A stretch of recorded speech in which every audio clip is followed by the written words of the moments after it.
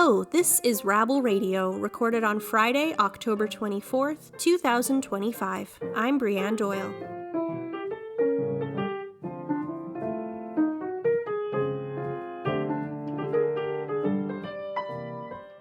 Rabble.ca shares with you the news of the day through a progressive lens. If you're curious about what's happening in Canadian politics, labor, the environment, and beyond, you've come to the right place.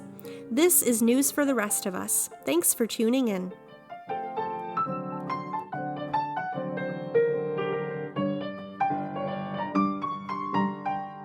The new Democratic Party of Canada will select its next leader at the Winnipeg Convention in March next year. As of now, there are 5 officially approved candidates seeking the leadership of Canada's NDP. They are Rob Ashton, Tanille Johnston, Avi Lewis, Heather McPherson, and Tony McQuail. This week on Rabble Radio, Rabble editor Nick Seebruch and publisher Sarah Sahagian sit down to discuss the federal NDP leadership race. The two weigh in on the insiders and outsiders of the race, the concept of political purity tests, and the importance of English-French bilingualism for a federal leader. Here is that conversation. Take a listen. Sarah, thanks so much for joining me today. Thanks for having me back. Well, I thought it was a very good time to check in. It's been a few weeks, if not a couple of months, since our last conversation, and things have really picked up in the news, especially for progressives. It's a very busy time.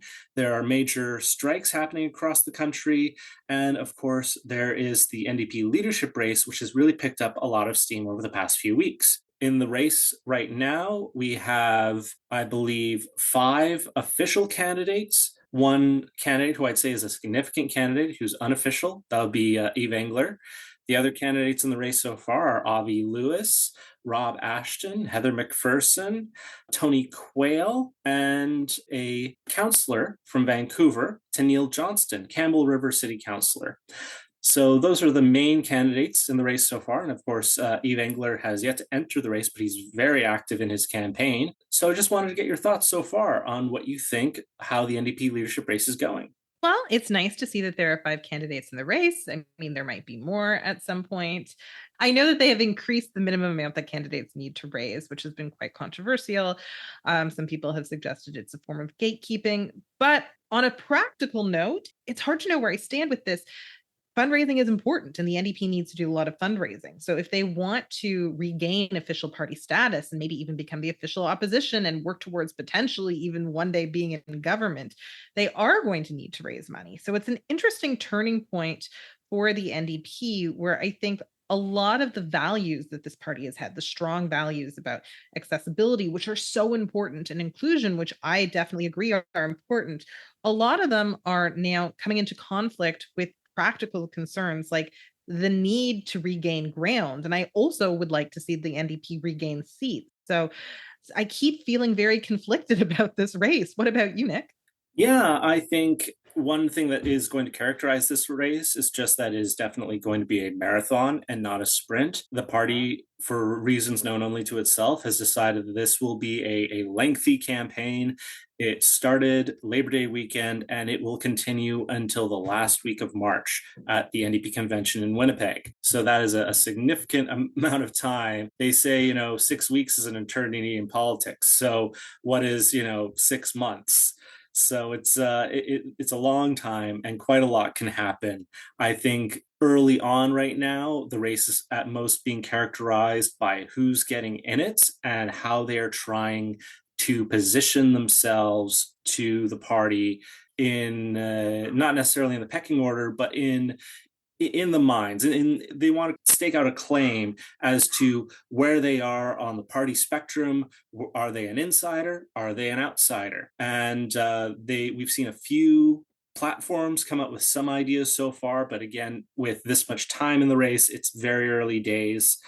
I guess to overview some of those candidates, of course, have Avi Lewis. He's sort of outlined some of his platform. He's interested in creating essentially, I think, a public option for food, for groceries, wholesale kind of foods.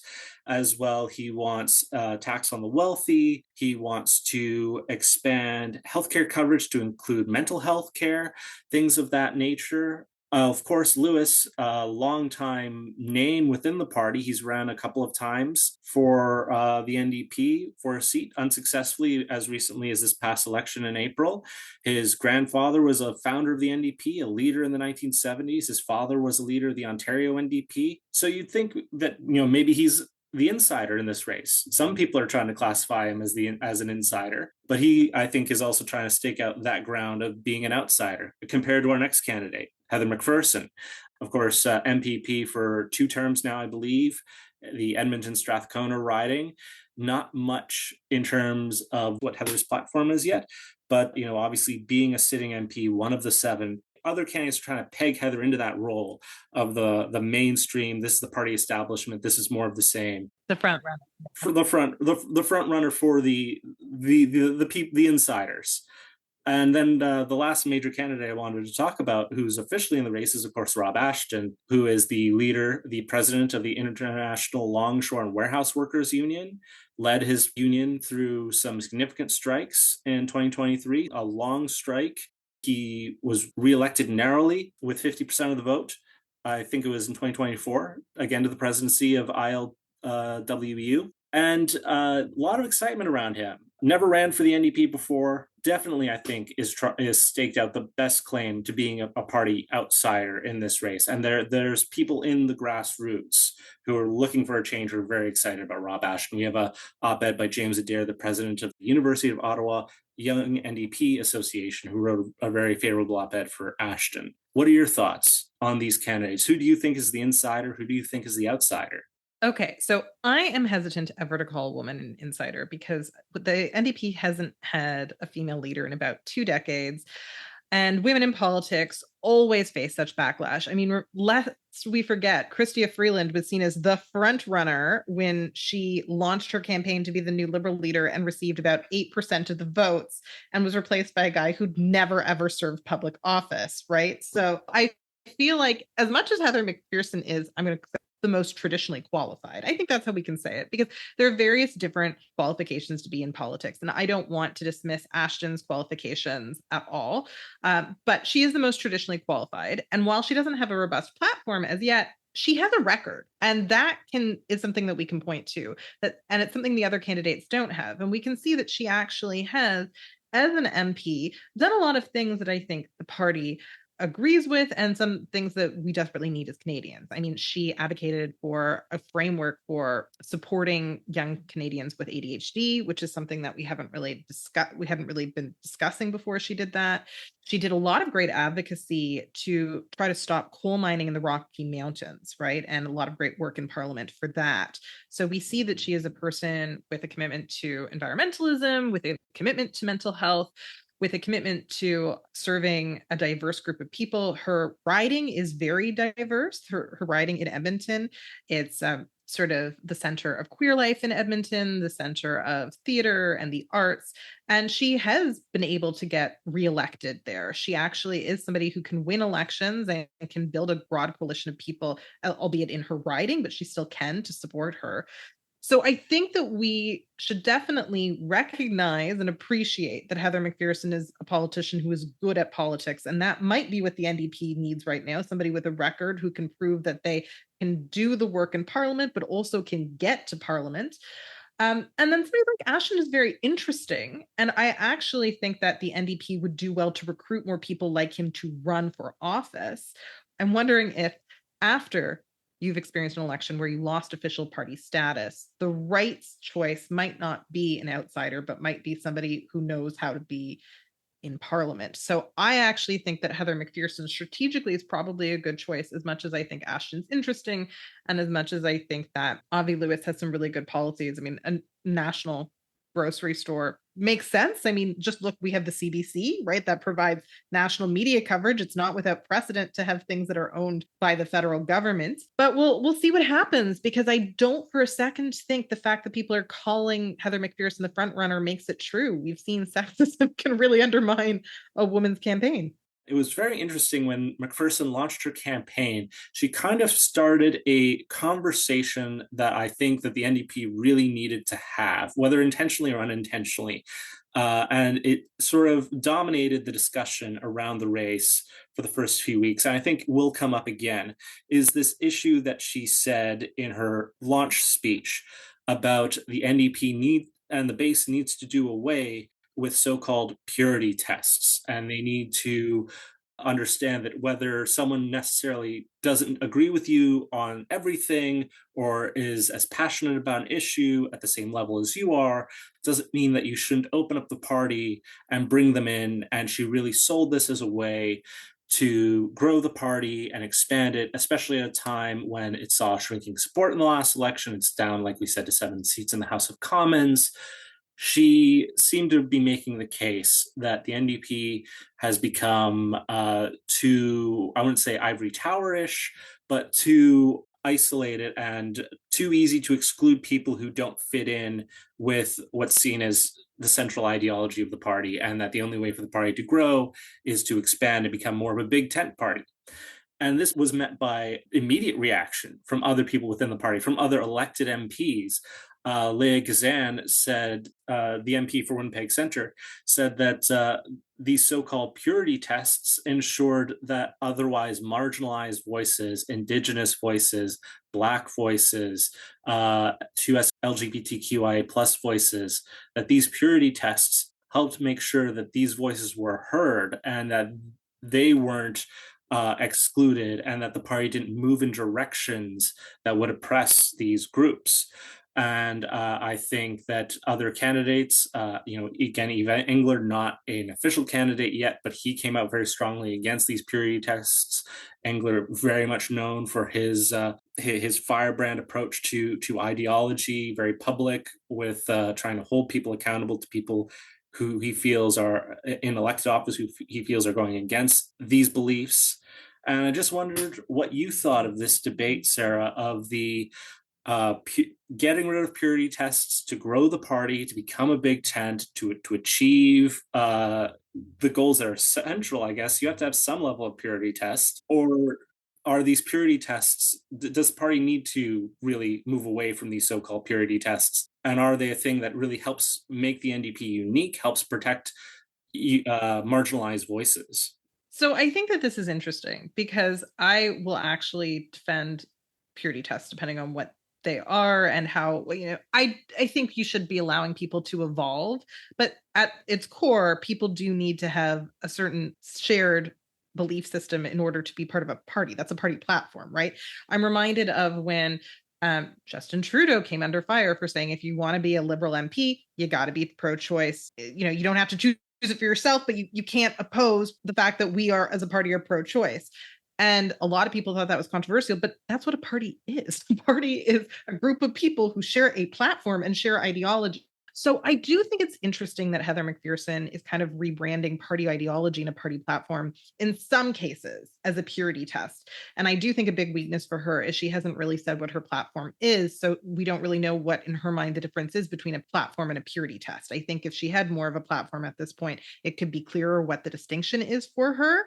And so I think it's hard to have this debate. But at the end of the day, there do need to be certain deal breakers. I understand where Leah Gazan feels that we need to have deal breakers that ensure marginalized voices are heard and marginalized people are protected. So I think for Heather McPherson, a big weakness for her is that she's going to have to come up with what the difference is between a purity test and a platform. And it's going to need to be coherent, and people are going to need to understand what it is. But I do think the fact that she's talking about this, just to defend her for a second, I think what she's trying to do is say, we want to broaden our tent, as you were saying before. And so we want to get votes from people who might not necessarily have voted from us before. So it's interesting. And I feel like everything that's kind of happening right now is trying to position the NDP from McPherson's standpoint as a party that can win. And I understand why that's her motivation, because, hey, they've faced an existential crisis. But I don't know for sure strategically if the way forward is to get rid of a party platform, if that's what she means by purity test. What about you? Yeah, no, I think I essentially agree. Like I said at the start, it's an important conversation for the NDP to have because it makes them have to evaluate and test themselves as to what those purity tests are, what the identity of the party is, if that is what they want to stick with, and if they think that is what keeps people from joining and supporting them. And if it is, they either have to decide, do we compromise on these purity tests to expand the party, or do we change our approach and how we're selling what we believe and what our core values are? I think that is the essential conversation that's kind of happening at the core here. I think McPherson identified a real problem that the party was having. Obviously, that many people went to the Liberals in the last election that normally support the NDP. Even the Conservatives, they are losing potential ground.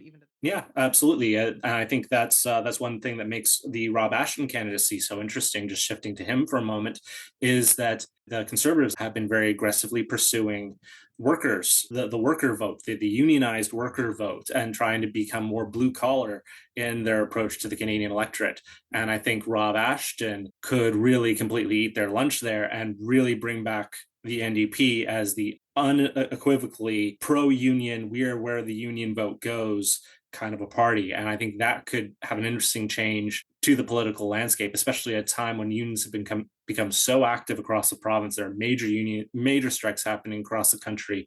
And I think that that could really change the nature of the political game in Canada if all of a sudden all of that union vote went to one party. That being said, just going to shift the conversation into the near future. As we're recording this, tomorrow will be the first official event of the NDP leadership race.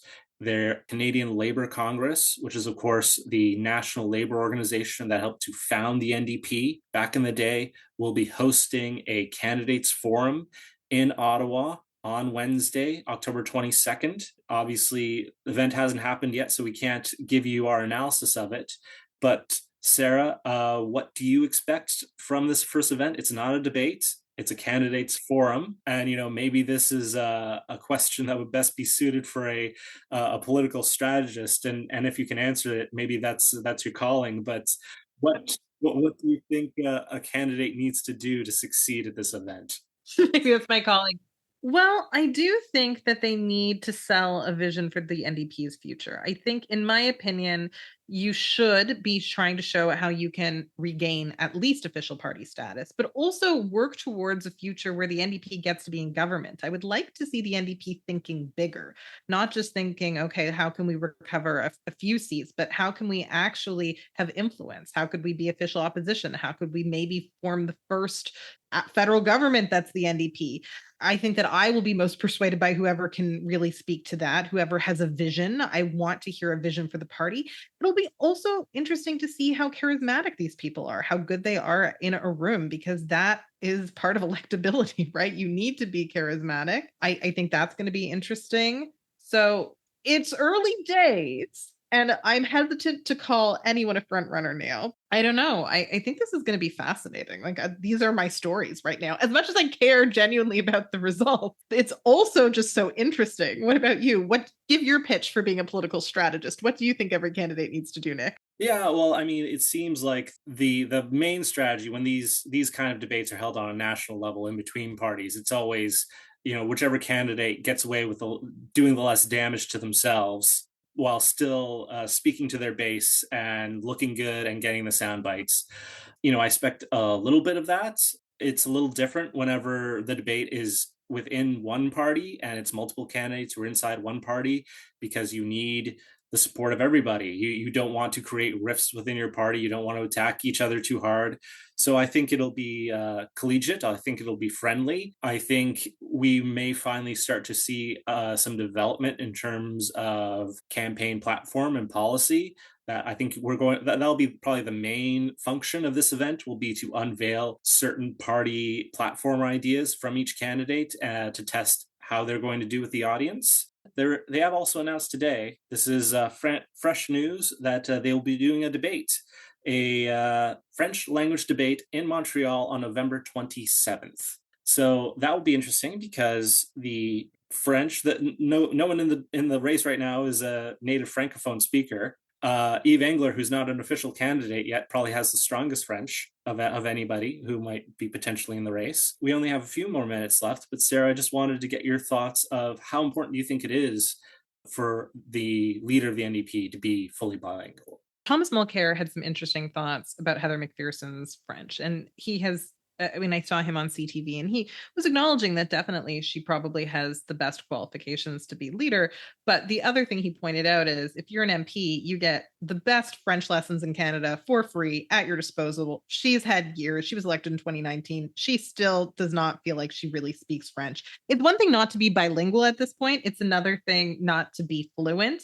And so I do think that that's an issue for her. And Avi Lewis, also not bilingual. I mean, none of them except for, Eve Engler, who's strongest French, as you pointed out. So Carl Nuremberg has written about how this is going to be a big issue. And if they want to be elected, they do need to be able to get votes in Quebec. And it doesn't seem like any of them are going to be able to campaign in a really strong way in Quebec. Having said that, Heather McPherson did say she was now making the commitment to learning French. I am not sure how well she's gonna be able to do that, given that she would also be leading a party, and that's a big job too. I mean, as much as I dislike Stephen Harper, when he decided he was serious about politics, he committed his young adult life to learning French, and by the time he ran for office, he was bilingual. So it can be done, and I do share Carl's concern and Thomas Mulcair's concern about the fact that it took Heather McPherson this long to do it. Canada has 2 official languages. You should be able to speak both of them if you want to lead it. And, I know that some members of the NDP are kind of acknowledging, most of their support is in the west of the country where French isn't a major language. But you're going to be representing the whole country. And, not too long ago, the NDP had a very strong presence in Quebec under Jack Layton. And I think there is potential there. That was only 10 years ago. I think there's potential there to regrow those strongholds in Quebec that Jack Layton had won in the Orange Crush back in, I want to say, 2012. But and I think you'll need strong French to do that. So I hope all candidates take that issue seriously. And that brings us to the end of our time. Sarah, thanks so much for this chat. Thanks, Nick. Have a great day. Thanks, you too. That was Rabble editor Nick Seebruch and publisher Sarah Sahagian in conversation. Thanks so much for that, Sarah and Nick.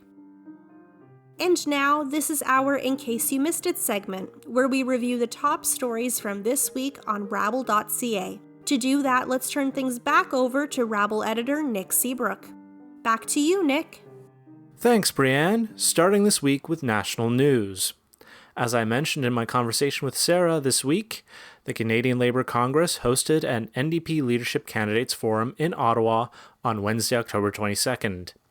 All 5 candidates in the race participated in the event, which was not a debate, but instead a quick chance to get to know each candidate a little better, and for them to express some of their views on the labour movement. Filmmaker and activist Avi Lewis opened his remarks in French, and he was the only candidate to showcase his French skills at the event.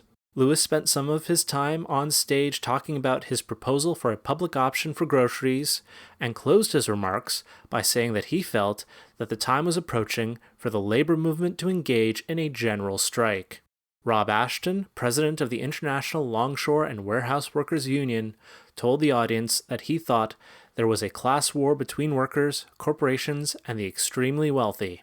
Edmonton Strathcona MP Heather McPherson did not back down from her controversial comments about the NDP needing to end so-called purity tests. McPherson talked about her family background as a metaphor for growing the party and bringing more voices to the table. Farmer Tony McQuail was the only candidate to talk about AI, and said that it posed a great threat to Canadian workers. McQuail expressed his hope that the NDP could grow its support by welcoming members of other parties like the Greens. And finally, Tanille Johnston, the only Indigenous candidate in the race, said that she would like to see the party reduce barriers to membership by offering free memberships to all those who wanted to join. The first debate of the leadership race has been scheduled for November 27th in Montreal and will be conducted entirely in French. Also in federal politics this week, In a column on Rabble, Linda McQuail argues that Prime Minister Mark Carney's planned increase to military spending will not only be wasteful, it will weaken Canada's national defence. Mark Carney plans to increase the percentage of the national GDP that Canada spends on its military from less than 2% to 5%. This would mean that Canada is spending a larger percentage of its GDP on its military than the US. McQuaig said tying military spending to GDP is wasteful because it is arbitrary and does not take into account actual military needs. Furthermore, spending money on weapon systems built by the US, like the F-35 jet, could leave Canada vulnerable at a time of unstable relations with the superpower to our south. In labor news this week, a new report is showing that wage increases this year will likely be smaller than in previous years. This is the third year in a row where wage increases have grown by a smaller percentage than in previous years. According to the Canadian Labour Congress, this slow growth in worker wages is down to a shrinking job market, uncertainty around the federal budget, and Donald Trump's tariffs on Canadian goods. Chris Roberts, Economic Policy Director at the Canadian Labour Congress, says that slower wage growth raises concerns that wages may not keep pace with rising inflation, meaning fewer dollars in Canadians' pockets. And finally, in health news, the Alberta government was accused this week of leaving Alberta vulnerable to a flu or COVID-19 epidemic. The government had initially quietly posted a notice on its website that all COVID-19 or flu vaccinations that residents of the province hope to receive next year had to be booked by the middle of this December. This left the public with the impression that the government was trying to limit the number of people who receive these vaccinations. One Alberta doctor, Dr. David Keegan, took to social media to say that this decision by the province would put lives at risk. Later in the week, the government issued a so-called clarification saying that those who wanted a flu or COVID-19 shot next year could still order them after the December deadline. And as always, you can read about all the stories we talked about today on rabble.ca. Thanks, Nick. And that's it for Rabble Radio this week. Thank you as always for tuning in. If you like the show, please consider subscribing to Rabble Radio on Apple Podcasts, Spotify, YouTube, or wherever you get your podcasts. And please rate, review, share Rabble Radio with your friends. It takes 2 seconds to support independent media like Rabble. Thank you to all the journalists and writers who contributed to this week's content on rabble.ca, and thank you to Carl Narenberg for supplying the music. Lastly, thank you to you for tuning in to Rabble Radio. I'm Brianne Doyle, and I'll talk to you next week.